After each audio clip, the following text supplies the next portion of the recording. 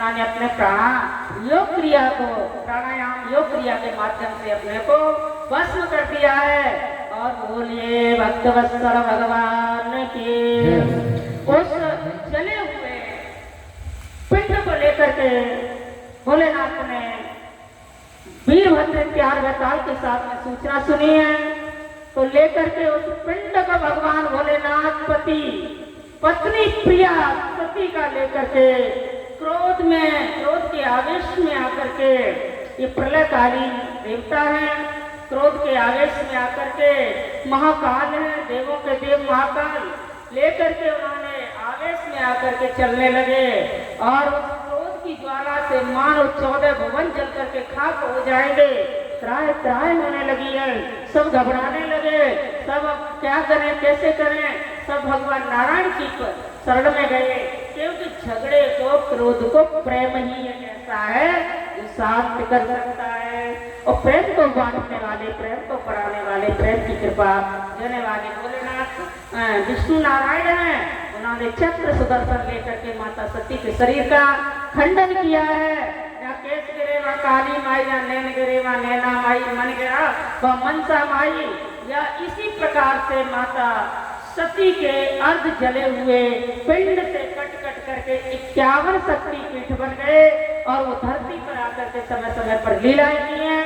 आज हम सभी के लिए वो सिद्ध पीठ है, यहाँ दर्शन करने जाते हैं, कृपा करते हैं। तो ये लीलाएं हैं, ये शिव पुराण में आगे कथा चली जाती है। लेकिन आइए इधर क्या होता है, बड़े भाव के सहित में राजा हिमाचल के यहाँ जाकर के उन्होंने पुनः जन्म लिया है, अवतार लिया है। पुनः फिर समय आने पर भोलेनाथ से पार्वती के रूप में विवाह हुआ। बोलिए भक्तवत्सल भगवान के। आगे माता पार्वती भगवान भोलेनाथ से यही कथा सुनेंगी। तो कल यहाँ से माता पार्वती जी का आसन होगा, भोलेनाथ का आसन होगा जो कथा सुनने के लिए, और राम जी का कल अनन्य लीलाओं के सहित में बाल स्वरूप की कथा होगी, जन्म की कथा होगी, प्राकट्य की कथा होगी। कल राम जी के स्वरूप की कथा, दर्शन की कथा होगी। कल यहाँ राम जी के बाल स्वरूप का दर्शन कराया जाएगा। आप सभी लोग अधिक से अधिक भीड़ में आए, अधिक से अधिक भीड़ में पान फूल फल। अभी राम जी के लिए आप गए थे अयोध्या नगरी में, पूरा देश गया था अपने भाव को समर्पित करने। तुम भी पूरे भाव के साथ में आना। कल राम जी के बाल स्वरूप का यह दर्शन करेंगे और फिर आगे कथाएं होंगी। और उसी प्रकार से इससे पहले हम राम की बेला में चलें, तो उससे पहले एक बात कहना चाहेंगे आपसे। और हम सब मिलकर के आज हमारे देश में, हमारे जीवन में क्या है, सबसे महत्वपूर्ण दिन है अक्षय तृतीया। क्या है? बहुत सौभाग्य का मुहूर्त आपको प्राप्त हुआ है। अक्षय तृतीया कोई मामूली नहीं है। जीवन में किसी का विवाह का मुहूर्त ना बने तो अक्षय तृतीया का मुहूर्त बना लेते हैं। इसी तिथि को त्रेता युग की स्थापना हुई थी। क्या? इसी अक्षय तृतीया के दिन त्रेता युग की स्थापना हुई थी, जिसमें राम जी आए थे, जो कथा सुन रहे हैं। इसी अक्षय तृतीया को आज हमारे श्री वृंदावन धाम में चंदन की यात्रा होती है। इसी अक्षय तृतीया को श्री बांके बिहारी जी के चरणों का दर्शन होता है। आज हमारे बहुत भीड़ थी, बहुत भीड़ होगी, क्योंकि आज बिहारी जी के चरणों का दर्शन होता है अक्षय तृतीया को। इसी अक्षय तृतीया को महाभारत का जो युद्ध हुआ था, महाभारत जो कौरव पांडवों का एक रिश्ता था, उसमें जब पांडवों का वनवास हो गया था तो अक्षय पात्र अक्षय तृतीया को प्रदान किया गया था। यहाँ दुर्वासा ऋषि की 88,000 सेना संतों की लेकर के द्रौपदी ने अक्षय पात्र से सबको भोजन करा दिया था। अक्षय का मतलब उसका कभी विनाश नहीं होता है, उसका कभी नाश नहीं होता है, वो हमेशा सदा फलता फूलता है। इसी अक्षय तृतीया को परशुराम जी का प्राकट्य हुआ था। एक नहीं, इसी अक्षय तृतीया को माँ गंगा देवी धरती पर उतर के आई थी। एक नहीं, अनेकों। तो इसी प्रकार से समय के अनुसार इस अक्षय तृतीया का दान पुण्य धर्म महत्व चिंतन भजन कीर्तन बहुत महिमा होती है जिसका कभी। तो ये बड़ा सुंदर मुहूर्त आपको मिला है और आपके साथ में मुझे भी थोड़ा सा कुछ कहने सुनने का अवसर मिल गया है ना। तो हम यही निवेदन करेंगे इन 5 दिनों में पूर्ण भाव के साथ में रिश्ते नाते संबंधी मिलने वाले यार दोस्त फ्रेंड जो भी है आपके माता पिता सबको बुलाइए, सबको बुलाइए।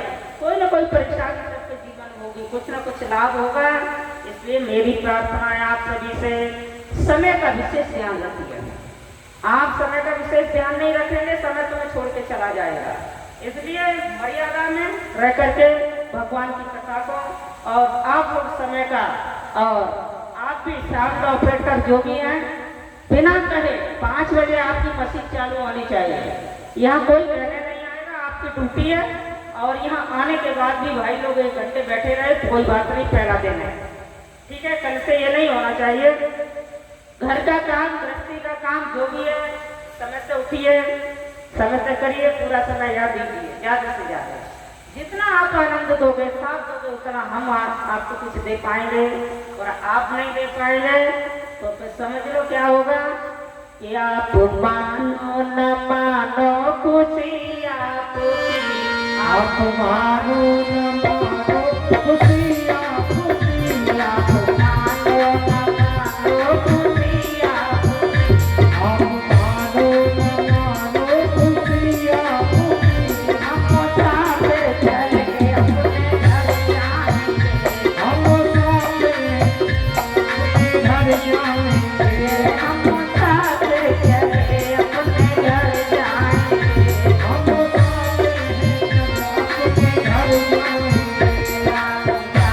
अपने घर जाएंगे। राम का नाम लेकर जो मर जाएंगे, राम का नाम लेकर जो मर जाएंगे, राम का नाम लेकर जो मर जाएंगे। वो दुनिया में हमारे नाम करेंगे, वो हमारे नाम में दुनिया में चल जाएंगे, वो हमारे नाम दुनिया में करेंगे, वो हमारे नाम दुनिया में चल जाएंगे।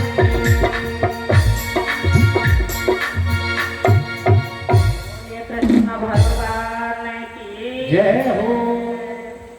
चलिए मानो न मानो खुशी आपकी, हम मुसाफिर चले अपने घर जाएंगे, हैं।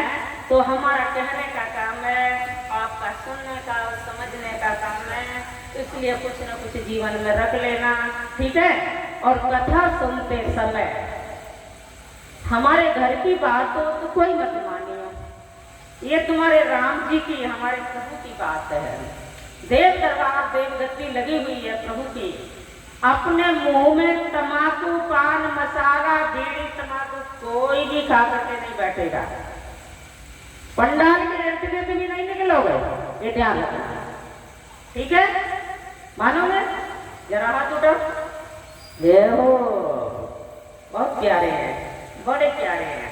आपने जो निश्चित तुम्हारी सोच से ज्यादा तुम्हें मिलेगा, ये मेरा विश्वास है और ये सच्चाई है। क्योंकि एक तो आदमी को होता है जानता है, हैं? और एक वो होता है जानता भी है और मानता भी नहीं है। और यहाँ एक छोटी सी बात कहें हम आपसे, जो जानता है और मानता नहीं है वो किसी काम का नहीं है ना, और जानता है वो मान लेता है वो सारे काम का है। इसलिए 1000 गुण बेकार हैं, सारी पढ़ाई बेकार है। एक पढ़ाई सीख लो, क्या मानना सीख लो। अभी तो तुम्हें मानना ही मानना है, हाँ। अभी तुम्हारी नहीं सुनेंगे, केवल मानना। एक राजा की बेटी थी, वो विवाह योग्य हो गई और बड़ी सियानी थी, बड़ी चतुर थी, बड़ी चालाक थी। राजा विवाह के लिए वर खोजने गए। राजा ने घोषणा कर दी, मेरी बिटिया को ब्याह करने के टाइम कोई राजकुमार मिलेगा के 100 गुण हमारे भाई के संग ब्याह करें हम। क्या जाके अंदर 100 गुण होंगे, वहां के संग ब्याह करें अपनी बेटी को, हम राजकुमारी को। अब तो सारी धरती पर सारे राजाओं के आगे निमंत्रण पत्र भिजवाए, कोई भी 100 गुण वाला नहीं मिला, नहीं मिला। भैया दौलत है, धन है, संपत्ति है, रजवाड़ा है, सुंदर है, लेकिन गुण कितने? 100 से कुछ कम है। 100 गुण वाला चाहिए, खूब ढूंढा, कहीं में 98, कहीं में 97, कहीं में 96, कहीं में 99। राजा साहब बड़े परेशान हो गए। अपनी बिटिया से कही, भाई अब क्या करें बेटी, हे बेटा अब मेरे को तो मिल नहीं रहा तेरी सोच का। उन्होंने कहा पिताजी मुझे 100 गुण वाला दूल्हा चाहिए, हाँ कोई दूसरा नहीं चाहिए। दौलत नहीं होगा चलेगा, गरीब होगा चलेगा, बूढ़ा होगा चलेगा, और कोई नॉर्मल होगा चलेगा, लेकिन गुण 100 ही होने चाहिए। अब 100 गुण वाला कोई था नहीं। कोई ऐसा चतुर सयाना मिल गया तो उसने सोचा कि यहाँ चाणक नीति से काम, कूटनीति से लेना पड़ेगा। हाँ, तंत्र से काम नहीं, मंत्र से काम नहीं चलता तो यंत्र से बनता है, यंत्र से नहीं तो जंत्र से बनता है। यंत्र तंत्र मंत्र 3 विद्या, और तो भी नहीं बनता तो साम दाम दंड भेद कैसे भी तो बनेगा। और तो भी नहीं मानोगे तो और भी बात है मनवाने के लिए। 5 दिन तक तो हम आप पे मनवा के रहेंगे, मनवा के रहेंगे, मनवा के रहेंगे। बोलो वृंदावन में हरि लाल की। राजकुमारी ने कहा हम ऐसा दूल्हा नहीं करेंगे जिसके अंदर 100 गुण ना हो, लेकिन कोई चतुर सयाना समझदार कोई था फरंगी, उसने कहा संदेश पत्र भिजवाया कि हमारे पुत्र के अंदर, राजकुमार के अंदर 100 गुण हैं, आप अपनी बिटिया का विवाह कर सकते हैं। राजा तैयार हो गए, लगन पत्रिका बन गई, विवाह हो गया। राजकुमारी पति के समकक्ष जाती है ससुराल पहुंच करके, तो राजकुमारी बोली अपने पति से, अभी मैं तुम्हारी पत्नी नहीं हूँ, और कौन हो? मैं तुम्हारे बामांग नहीं आऊंगी, ये तो पंडितों का काम है, वो कर गए। लेकिन मेरी सोच क्या है, मेरी एक शर्त है, क्या है कि मुझे 100 गुण वाला पति चाहिए। तो उसने कहा अगर एक आध कम हो तो चलेगा?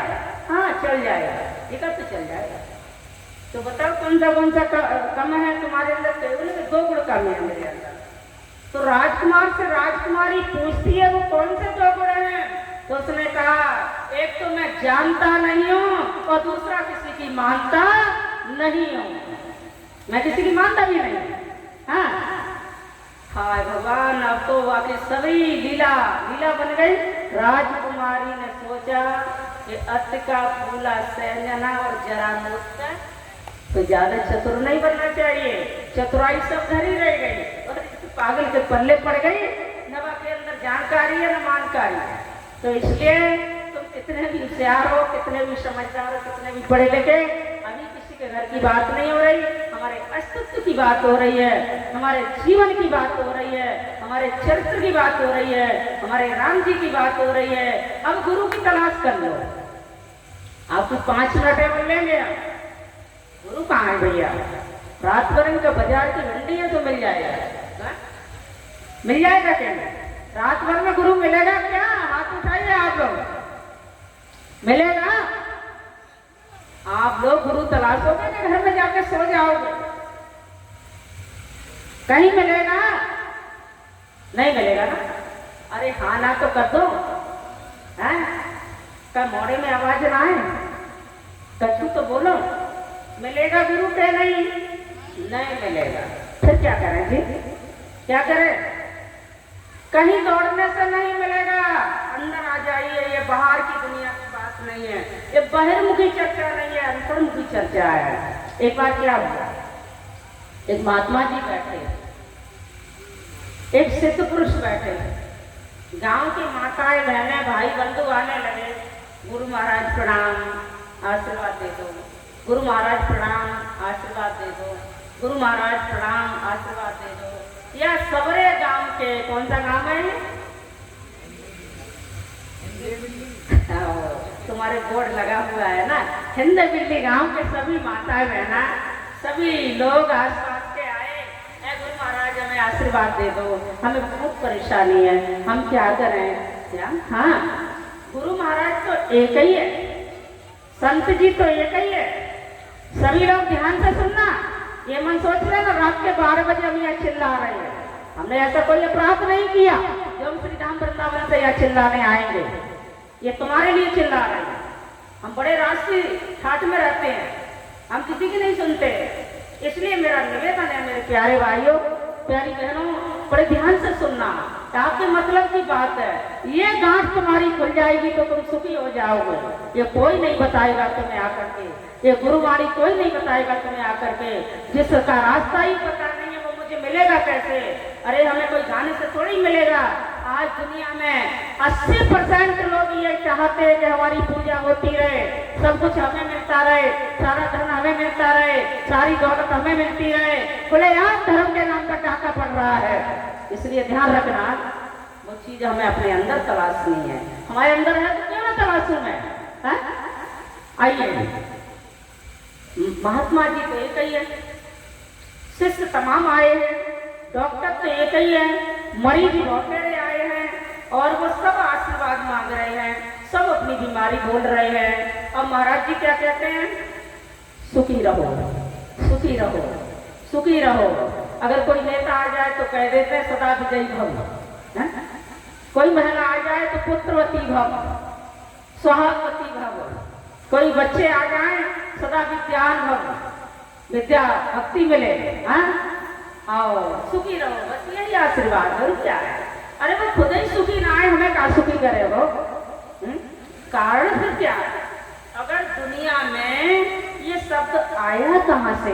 कोई तो किसी का तो भला हुआ होगा, तभी ये आस्था टिकी है। आइए, हमने ये संतों के गुरुओं के मुख से सुना है, श्रवण किया है, कुछ टूटा फूटा ज्ञान और मैंने भी धारण किया अपने जीवन में। आप ही करिए, आपके काम का है, शांति मिलेगी। क्या हुआ? गुरु के धाम में जाने का रास्ता क्या है? अयोध्या नगरी नहीं, वृंदावन धाम नहीं, काशी नगरी नहीं, अमरनाथ, केदारनाथ, कन्याकुमारी, तिरुपति बालाजी नहीं। फिर कहाँ है गुरु? के गुरु गलन में घूमते, गुरु गलन में घूमते, कंठी ले लो मोल, मरम न जाने नाम को। उन्हें खुद ही मरम पता नहीं और वो 10, 20, 50 रुपया में माला कंठी को बेच रहे हैं, उससे ज्ञान नहीं मिलेगा। गुरु गलन में घूमते, कंठी ले लो मोल। अरे इसका कोई मोल नहीं है या मूल्य है। कैसे है? तो गुमाने अंधकार, रुमाने प्रकाश। हमारे मन की विचलित चंचल चित्तवृत्ति के मन का भटकाव का ठहराव हो जाए जिस परम शब्द के माध्यम से, वही हमारा गुरु है, वही हमारा गुरु है। दूसरा क्या है? गुरु के धाम जाने का रास्ता फिर क्या है? गुरु के धाम जाने का रास्ता है ये मानव शरीर सुंदर, स्त्री पुरुष की बात नहीं हो रही है। मानव शरीर सुंदर जो दिया है, इसमें सप्त चक्र का दरवाजा लगा हुआ है और एकांत में 24 घंटे में सारे कामों को त्याग करके तुम्हें 10 मिनट जरूर निकालने चाहिए अपने जीवन के लिए। और आसन लगा करके एकांत में मूलाधार, बुधाधार से नाभि चक्र की तरफ आप जब प्रस्थान करेंगे तो ये तुम्हारा नाभि चक्र जब जागृति हो जाएगा तो परमात्मा की कृपा तुम्हारे जीवन में आ जाएगी। दूसरा कोई रास्ता नहीं। और इसके लिए तुम्हें समझने की जरूरत है, गुरु कृपा की जरूरत है। अब बैंक में पैसा होगा तभी तो पैसा निकलेगा, है? कोई तपस्वी साधना करने वाला व्यक्ति ही तुम्हें कल्याण कर सकता है, तुम्हें शांति दे सकता है। इसीलिए अब ये कैसे पता लगे? अब ये पता ये लगती है कि गुरु, ये तुम्हारी ये भाषा यहाँ की नहीं है लेकिन हम तुम्हें समझा रहे हैं। यानी मेरे कहने का तात्पर्य है कि हरि की कृपा से सदगुरु कोई साधक होना चाहिए, कोई कर्मकांडी होना चाहिए, कोई तपस्वी होना चाहिए। ये नहीं है दिखावे के तिलक छाप कर रहा है कोई, तिलक लगाओ, छाप लगाओ और बजाओ घंटी और बिना विश्वास भाव भगवान मिले ना है काउ की गारंटी। बिना लगन विश्वास के परमात्मा नहीं मिलता है, कितना भी चिल्लाते रहो। तो आइए, सजो तो भगवान के लिए, संभलो तो परमात्मा के लिए, हंसो तो गुरु के लिए, एक सेल्फी लेने के लिए हम इतना हंसते हैं, इतना सुंदर चेहरा बनाते हैं, तो क्यों न उस परमात्मा रूपी कंप्यूटर की सेल्फी में जाने के लिए हम हमेशा हंसना सीख लें, हमेशा हंसना सीख लें, हमेशा खुश रहना सीख लें। अरे जिसने शेष भुजाओं से तुम्हें भेजा है, खाने को दिया है, 2 हाथ वाले क्या कर सकते हैं? कभी कुछ नहीं कर सकते। इसलिए प्रभाव के सहित विश्वास में आइए, प्रेम में आइए और गुरु के धाम में जाने के लिए, गुरु के चरणों में जाने के लिए, इसीलिए गुरु पूर्णिमा पर शिष्य और गुरु का पर्व होता है। और चतुर शिष्य कहीं कहीं देखे होंगे गुरु के चरणों में धोकर के पीना चाहते हैं, पैर के अंगूठे को, दाहिने अंगूठे को। लेकिन चतुर संत जो होते हैं, साधक जो होते हैं, वो हमेशा अपना दाहिना पैर का अंगूठा छुपा करके बैठते हैं। क्यों? संगति का प्रभाव न पड़ जाए। और बनावटी ऐसे होते हैं, हमारे पीछे खूब भीड़ चले, खूब मायदम है, खूब माना पर है। अब दिखावे की दुनिया से भगवान कभी तुम्हें प्रसन्न नहीं पा सकते हो, न प्रसन्न कर सकते हो। इसलिए गुरु के धाम में जाने के लिए इंगला पिंगला सुस्मिता नाड़ी है। इंगला पिंगला नाड़ी किसको कहते हैं? बताना जरा यजमानो। कंठी माला, सुंदर सुंदर आभूषण, आज तुम्हारा दूल्हे से भी बढ़ के स्वरूप है, बहुत बड़ा स्वरूप है तुम्हारा। जितने भी हमारे यजमान बैठे हैं, आप भी बैठे हो, आप सबको ज्ञान की धारा में प्रवेश करा दिया है, एंटर करा दिया है, तुम्हें जनेऊ धारण करा दिया है, तिलक तांबूल लगा दिया है, कंठी माला पहना दी है, भगवा वस्त्र बना दिया है, आपका वर्ण कर दिया है। लेकिन आपके गुरु के बिना कैसे जाओगे, कैसे पाओगे? मानो जैसे अज्ञाने पर बैठ के अग्नि लगाती हो तो कचरा जल के भस्म हो गया हो, वही यज्ञ का कारण रहेगा। इसलिए सदगुरु को समझना बहुत आवश्यक है। अभी तुम्हारे 4 दिन बाकी है, परमात्मा में कल्याण हो जाता है। तो इंगला पिंगला सुस्मिता नाड़ी ये रास्ता है गुरु धाम को जाने के लिए। इंगला नाड़ी किसको कहते हैं? पिंगला नाड़ी किसको कहते हैं? जानते हो? नहीं जानते? जानना चाहोगे? जानना चाहोगे? कौन कौन जानना चाहेगा? हाय फ्री में है? अब ये मत कहियो के कछु कह रहे हैं, लेकिन हम कही देता जो कचा है। अरे कछु कहू ज्यादा गाली दो कि हमें कौन सी लग रही है? लोग लाज तज करे भिखारी, भीख मांग के खाना, मतलब हमसे प्रीत लगाना। आज यहाँ है, कल वहाँ, मेरा नहीं ठिकाना। आप कहते रह जाओगे, हम चले जाएंगे। इसलिए मेरी बात अगर तुम्हारी समझ में आ जाएगी तो मेरे लिए बड़ा महत्वपूर्ण समय होगा, वो कथा की दक्षिणा होगी। इसलिए अगर पहले तो तलाश करना तो कोई नहीं मिलेगा कि सबको गुरु मंत्र हम ही दे जाएंगे। अच्छी बात है, तो बजाओ ताली, ठोको ताली। जबरदस्ती को राग है जी, जबरदस्ती का है क्या? नहीं तो प्यार से कहिए, बोले वृंदावन बिहारी लाल की। ठीक है, अपना परामर्श करते रहना, समय निश्चित कर देंगे हम। दीजिए जहाँ दक्षिणा नहीं लेते, घबरा मत जाना, हम तो फकीर हैं। आइए, इंगला नाड़ी ये राइट हैंड वाली, दाहिने साइड वाली जो नाश्ता है ना, ये गद्दी पर कथा नहीं कही जाती है, अमूल खजाना है। लेकिन हमें यहाँ जरूरत है कहने की, एक एक को नहीं समझा पाएंगे, शायद एक ही समझ में आ जाए। ये इंगला नाड़ी है जिस पर सूर्य देव का वास है। ये पिंगला नाड़ी है, नासिका का चित्र, इस पर चंद्र देव का वास है। चंद्र देवता मन के स्वामी हैं, जो हमेशा दूसरे को पसंद करता है। अरे चंद्र देवता ने तो गुरु की पत्नी भी ना छोड़ी, गुरु पत्नी को भी स्वीकार कर लिया। ये सुंदरता परमात्मा है। इसलिए मन चंचल होता है। आज मन घर में, कल मन बाहर। आज मन कथा में बैठे, मन कहीं अलग घूम रहा है। मन की ये दशा है, मन हमेशा भटकाव की तरफ ले जाता है, रंगबाज की तरफ ले जाता है, वासनाओं की तरफ ले जाता है, अधर्म की तरफ ले जाता है। और सूर्य बुद्धि के स्वामी हैं, इसलिए पवित्र दशा साधना की धर्म की तरफ ले जाते। अब ये देखना, एकांत में बैठ करके बड़ी मौन मुद्रा में कि हमारी कौन सी नासिका से तेज हवा आ रही है, सांस आ रही है। ध्यान से सुनना माता, यानी राइट हैंड की नासिका से तेज हवा आ रही है, गैस आ रही है, हवा आ रही है, सांस ले रहे हैं, या लेफ्ट साइड से, दाहिने अंग से या बाएं अंग से, एक से ज्यादा आती होगी। अगर ये साधना की क्रिया है एकांत में, और जब क्रिया करते करते संत गुरु महंत इन दोनों को समानांतर कर लेते हैं और दोनों श्वासें एक में मिलकर के चलने लगती हैं, तब सुषुम्ना नाड़ी कही जाती है। और यदि ये दुनिया कहीं नहीं मिलेगी, गुरु कृपा से मिलेगी। और यदि उस संत की सुषुम्ना नाड़ी, इंद्र नाड़ी चल रही है, तेज सांस छोड़ रही है, जिसमें सूर्य देव का वास है, और सामने आए भक्त की भी नाड़ी को वो 1 मिनट में परख लेते हैं, उसकी भी अगर इंद्र नाड़ी चल रही है, सूर्य देव का वास है, तो ऐसे संत ने अगर कृपा कर दी, दर्श परस मुख मंजन पाना, तो जीवन का कल्याण हो जाता है।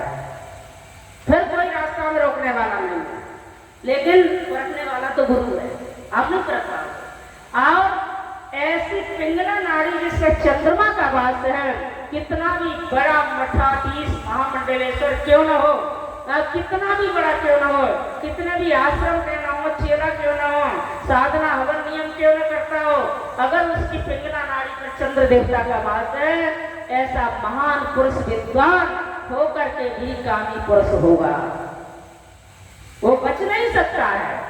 कब उन्हें लांछन लगते रहते हैं तो समाज के लोगों को बोलने का अवसर मिलता है, इसलिए ये साधनाएं बताई जाती हैं। तो आप अपनी अंगला पिंगला नाड़ी को समझते हुए किसी गुरु कृपा से सुषुम्ना नाड़ी को जागृत कीजिए, और जब सुषुम्ना नाड़ी जागृत हो जाती है तो गुरु की कृपा बरसने लगती है, अध्यात्म का केंद्र खुल जाता है, मूलाधार गुदाधार चक्र से आप नाभि देश चक्र पर पहुंच जाते हैं, यहाँ माता भगवती शिव तत्व का वास है। और ये 2 स्थान आपने जागृत कर लिए, समझ लिए, तो दुनिया में किसी की जरूरत नहीं है। फिर घट के अंदर ही तो परमात्मा है और कहीं नहीं है, इसी में तो सब कुछ है। ये जानने के लिए केवल गुरु की सामर्थ्य है। फिर तुम जीवन में जो भी अपराध करोगे वो तुम्हें नहीं लगेगा, गुरु को लगेगा। इसलिए अपने जीवन की गाड़ी सदगुरु के चरणों में सौंप दीजिए कि मेरे सतगुरु दीन दयाल, काव्य से हंस बनाते हैं। सतगुरु दीन दयाल, काव्य से हंस बनाते हैं। दोनों हाथ ऊपर करिए।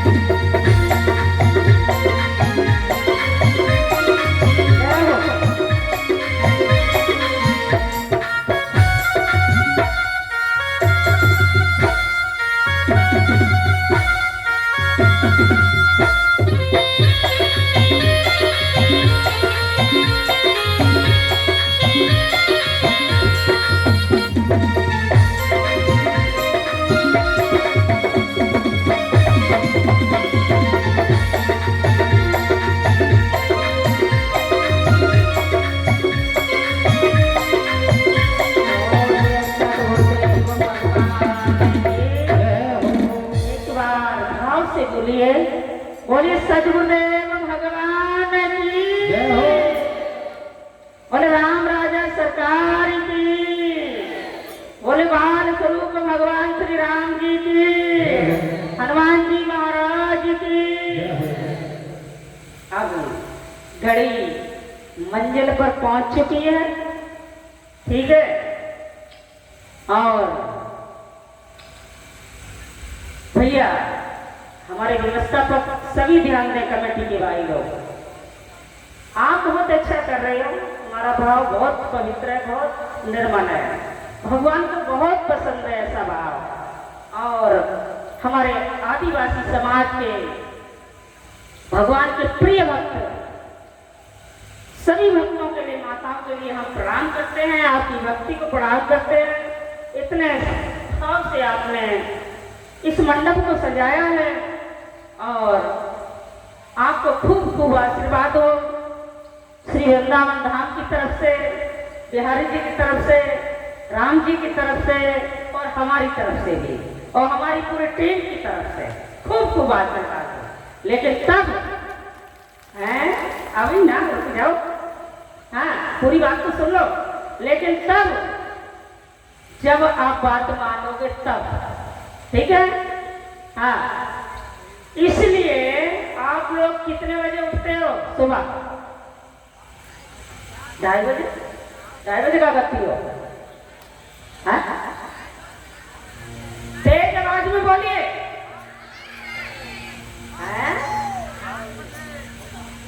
जो भी है गचड़ पचड़ में मुझे पल्ले नहीं पड़ रही, यानी कल से आप लोग ठीक 4 बजे उठ जाएंगे, 4 बजे से पहले ब्रह्म मुहूर्त में पलंग छोड़ देंगे, जमीन छोड़ देंगे, जो भी है। ये हमारी तरफ से आपको अनुमति है, राम जी की तरफ से अनुमति है, ठीक है। कितने बजे? तब तक कोई लहसुन प्याज नहीं खाएगा इस गांव के अंदर, क्योंकि सबकी तरफ से ये यज्ञ हो रहा है, मानोगे? ऐसा किसी शास्त्र में तो नहीं लिखा है, हमारे पूज्य श्री गुरुदेव जी ने कभी इसका विरोध नहीं किया, स्वामी विजय कौशल जी महाराज, और लेकिन सहमति भी नहीं दी है। क्यों? ये कुछ सामग्री पदार्थों में, चीजों में आते हैं भोजन में, और मुंह में स्मेल आने लगती है कहीं बैठने से। आती है कि नहीं आती? तुम्हारे में तो नहीं आती होगी, आप खाते होगे, मुझे लगती है। हाँ, जिस कमरे में रखा हो वहाँ जाते भी नहीं। इसलिए पूरे गांव में ये पूरी पंचायत का यज्ञ हो रहा है, कथा हो रही है।